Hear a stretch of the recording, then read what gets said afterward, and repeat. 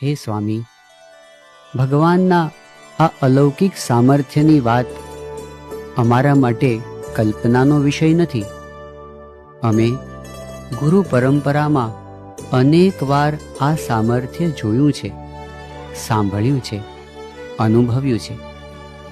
અમે આપના સંકલ્પે અશક્ય કાર્યો સિદ્ધ થતાં જોયા છે. આપના આશીર્વાદથી વિઘ્નોના વાદળો હટી જતાં અનુભવ્યા છે.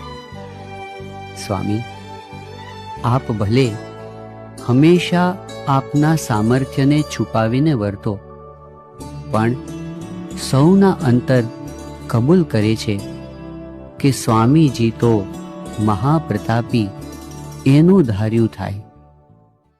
સ્વામીજી તો મહાપ્રતાપી